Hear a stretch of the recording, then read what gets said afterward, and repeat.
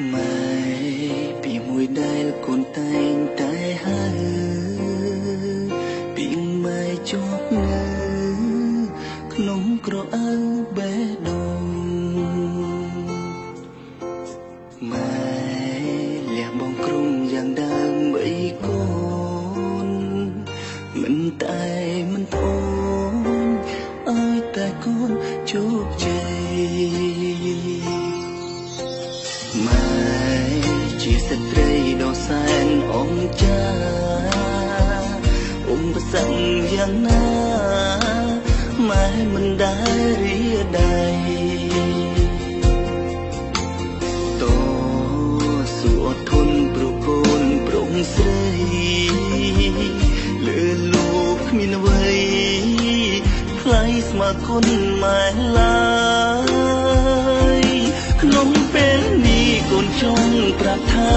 នាងម្ដាយអង្ចាលើកលុកពេកហើយមួយជីវិតសងមិនរួចឡើយកូនក្រាំក្រៃបងពុំបីបងស្នាក់ក្នុងរក្សាតាំងពីកូនមករហូតពេញវ័យទោះជាកូនមានប្រពន្ធប្តីកូននៅបារម្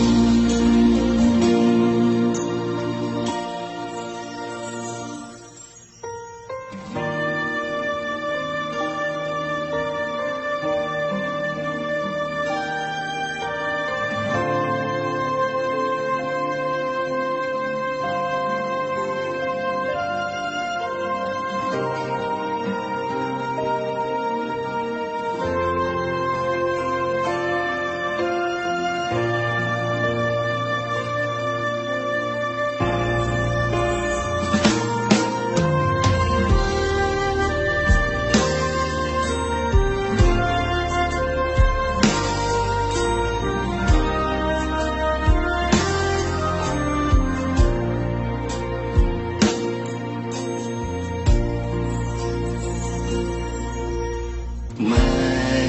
ជាស្ត្រីដ៏សែនអង្ចាឧបសគ្គយ៉ាងណាម៉ែមិនដែលរាដៃតស៊ូអត់ធន់ព្រោះកូនប្រុងស្រីលើលោកគ្មានអ្វីថ្លៃស្មើគុណម៉ែឡើយក្នុងពេលនេះកូនចង់ប្រាប់ថា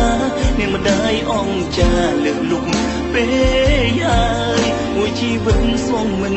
រួចឡើយកូនក្រាំក្រៃបងពុំបីបងថ្នាក់ក្នុងរក្សាតាំងពីកូនមករហូតពេញវ័យទោះជាកូនមានប្រពន្ធប្តីកូននៅបារម្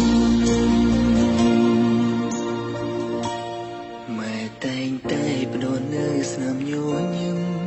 ផ្ដោតសង្ឃឹមដល់កូនគ្រប់វេលាពេលជួបភ័យម៉ែតែងតាមការពារឲ្យជីវិតបត់ភ្ងាមានរស្មីក្នុងពេលនេះកូនចង់ប្រាប់ថានាងម្ដាយអង្ចាលើកលុកពេកហើយមួយជីវិតសងមិនរួចឡើយកូនក្រាំក្រៃបពុំបីបងថ្នាក់ក្នុងរក្សាតាំងពីកូនមករហូតពេញវ័យទោះជាកូនមានប្រពន្ធប្តីកូននៅបារម្ភ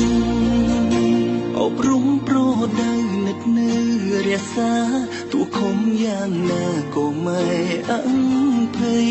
រឿងកន្លងបើពុំគួបបីឲ្យកូនសុំទោស